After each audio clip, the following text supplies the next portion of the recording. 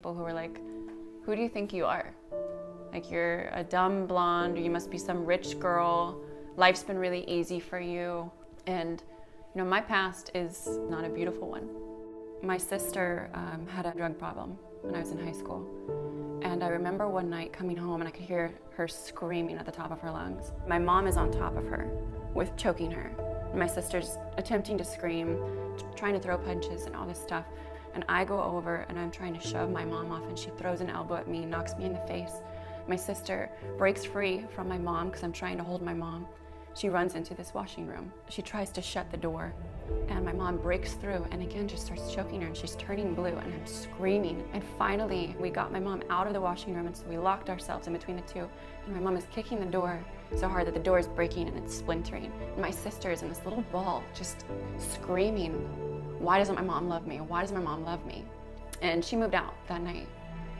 I had like this very bipolar experience with love, in the sense that it was unpredictable and it was kind of scary at my mom's. And my dad was just this I just felt safe.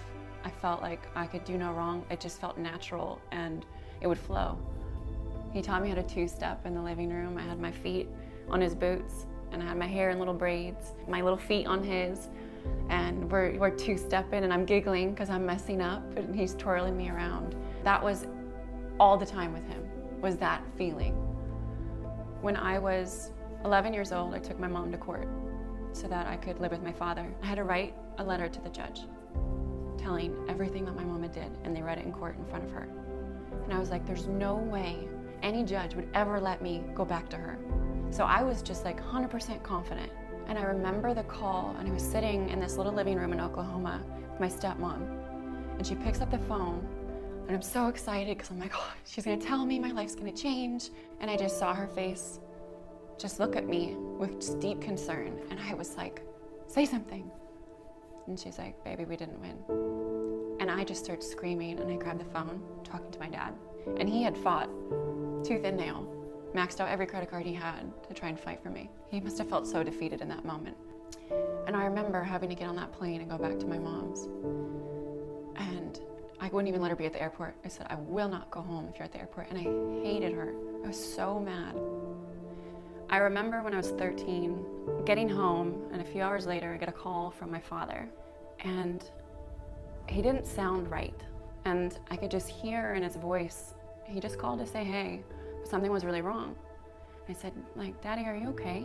And he's like, I'm fine. And I go to my mom and I'm like, I know you don't really like this man, but he's not okay right now and something's wrong. She picks up the phone and she's like, do I need to call people like last time? And immediately I knew. I was like, this is so bad. This is so bad. And I grab the phone from her and I say, Daddy, I need you. Me and my sister, we need you. Please, whatever's going on, please be stronger than this. We love you, you're amazing, you're perfect. And he stops, and I will never forget the words, because it hit me so hard. And he's like, just quiet. And he goes, honey, Daddy's just tired.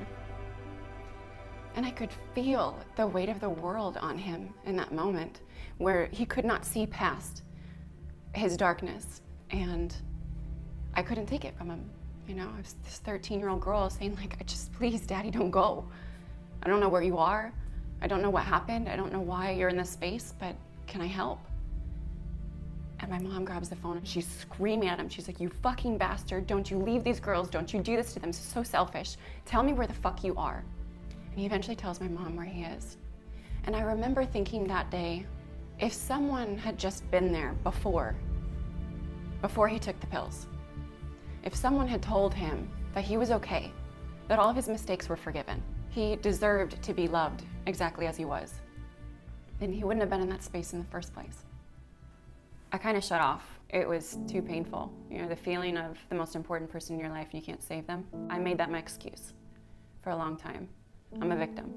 And I ran with that for as long as I could. I started getting bad grades. I stopped trying. And I remember one of my teachers saying, what has happened to you? You're gonna go nowhere if you keep this up. And I remember smiling, being like, yes, I wanna go nowhere. It was this cycle that I would create, and I created it into my 20s in unhealthy relationships and in my job experiences, in allowing people to treat me ways that were totally disrespectful to my soul. I was in a relationship with someone who I should have never been in a relationship with in the first place. And I remember one night we were sitting in our bedroom, and he was an extremely jealous and insecure person, verbally and emotionally abusive. And it was the first night that he became physical. And he took a wine glass and he threw it at me full force.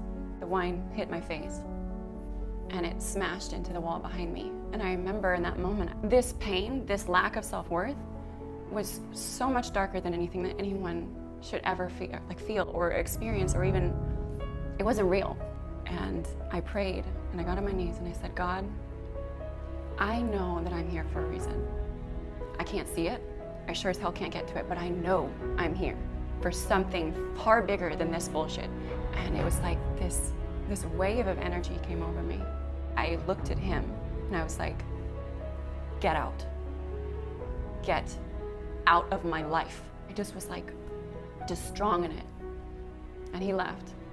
I don't know who spoke through telling him to get out, but thank God it did, because it gave me a couple days to be like, why did I let this in? And it gave me distance to create enough clarity to let the fog start to lift, to see things as they really are.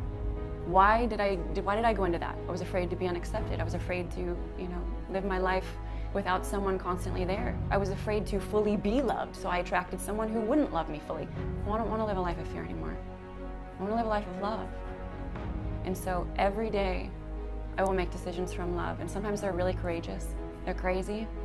They're perfect. They make me a better person. And with my mom, I didn't know it, but my stepdad had an extreme addiction, and she was so ashamed that she wouldn't tell me, but it was breaking her inside.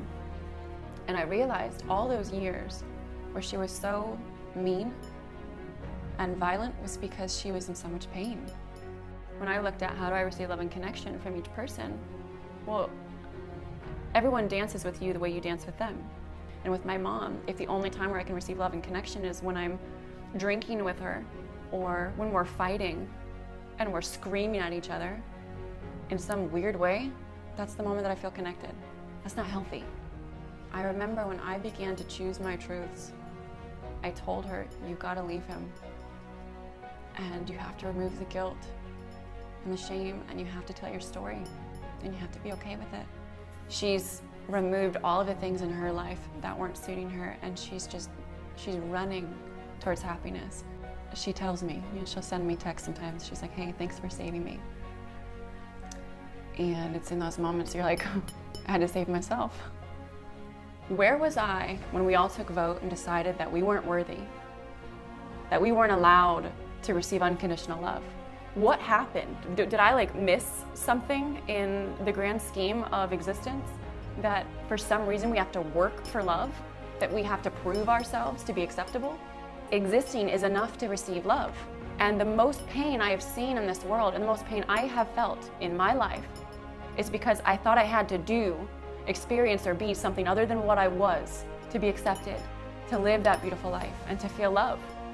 It's not that I've gotten bigger than the pain and I don't care about it anymore. It's that it is not defining me. Everything I've experienced now, I choose to pluck it out and say, where does this need to be planted in my now so that I can create something beautiful from it? Let me take that seed and let me water it properly so that it will flourish and it will provide fruit for others. If you are that person right now, you are loved, you are accepted. And if there's anyone in your life that is telling you that you're not enough, then send them love, because they clearly need it, because they're judging you. There's something wrong with someone when they judge you, but it's not about you. And you have to remember that and vibe on with a beautiful life and choose that love in every moment. And as you choose it, I promise you that more people, more experiences, and more energy of love will show up. Believe in that. And it will surely be. It can be no other way.